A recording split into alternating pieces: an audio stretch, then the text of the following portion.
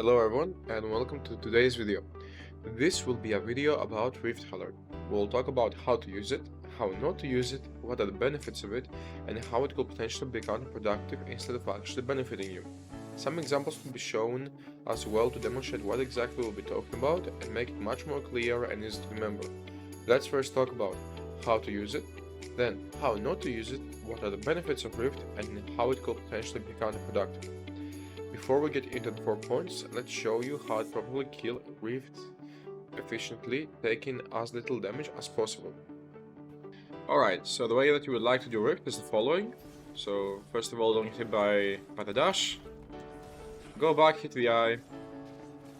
Just keep on auto-attacking like usual. When the eye pops, you can time your attack behind it to right when it goes for the swing. See, so right when the auto is over, you go behind, auto-attack it, and when the swing will start happening, let's wait for it anytime soon.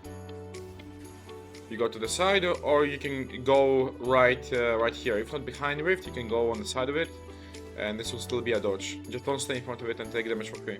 You can also cut it if you would like to do so.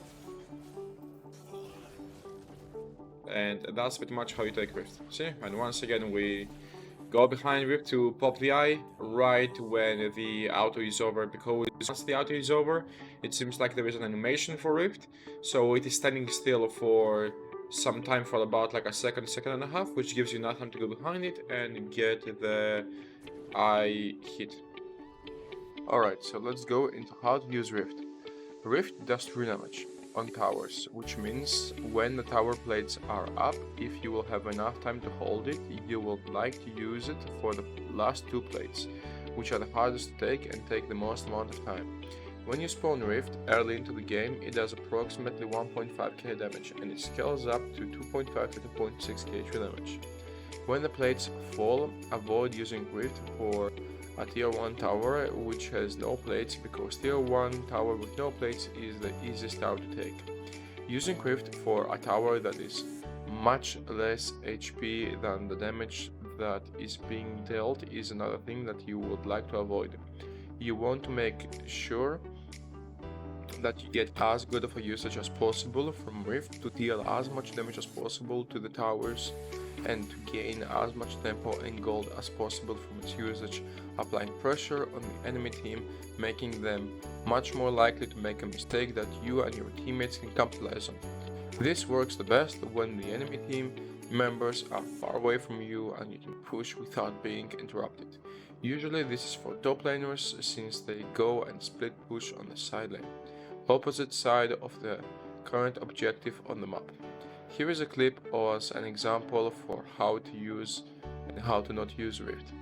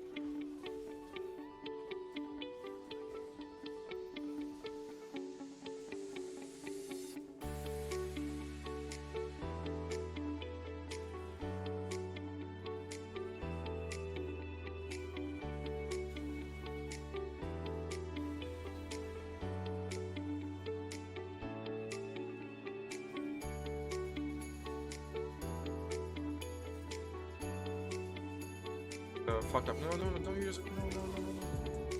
No. Horrible. You would never like to use Rift like this, because the first couple of plates are fairly easy to take, and you would like to use Rift for the last 2 plates. Follow so for more. The 3 damage that it does. Because right now we deal only 16 damage. This video is brought to you by forgiven.coaching.com. If you want to achieve the rank of your dreams, then look no further. With rank up guarantee, full 100% refund if you will not be satisfied, and with a focus on giving the best possible experience for our students, we are confident you will be pleased.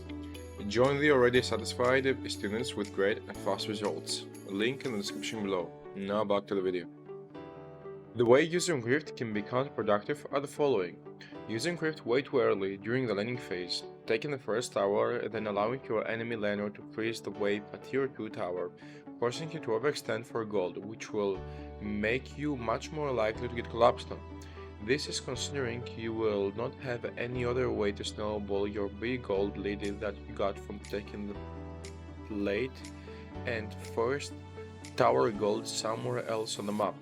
If you can afford to overextend and fight 2v1 or 3v1, then do it. Taking the tier 1 tower on top/bot and not mid. Why this could be bad? Well, on mid lane, usually we see control mages being played and they tend to clear waves very quickly, with just a rotation of their abilities.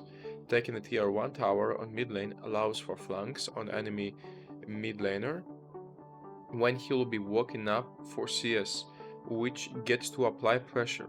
It also opens up jungle entrances, which allows for your team to rotate much easier around the map to make potential plays.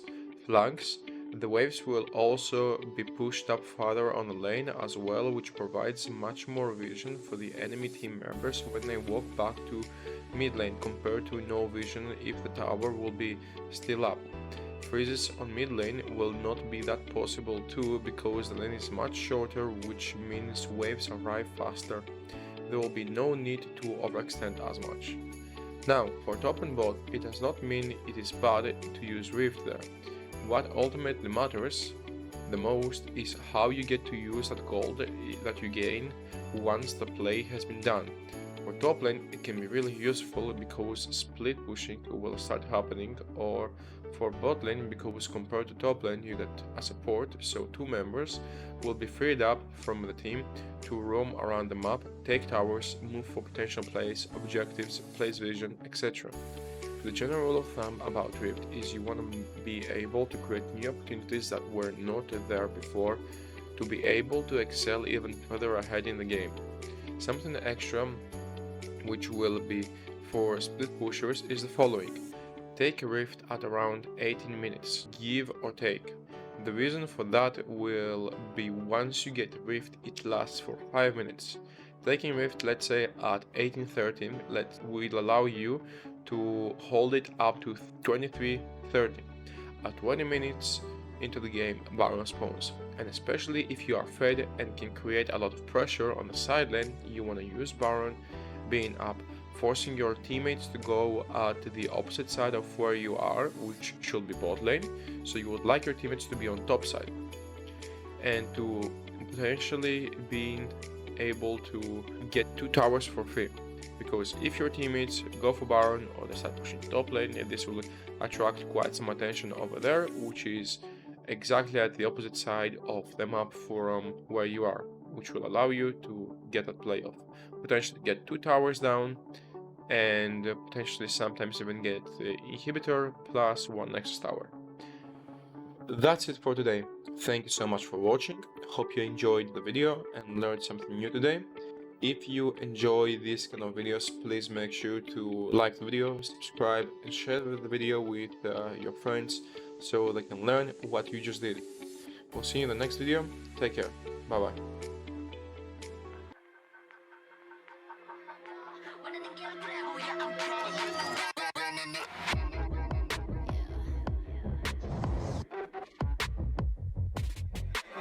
Moving too fast, life moving in slow-mo. I'm a god, but I actually don't know. Homie, better put your pride aside. I'm a Benz, get more like a Volvo. Your best stuff looks like my words. Synapses, fire, and burst. Got the whole crew with me, about to do damage, you know we ain't out.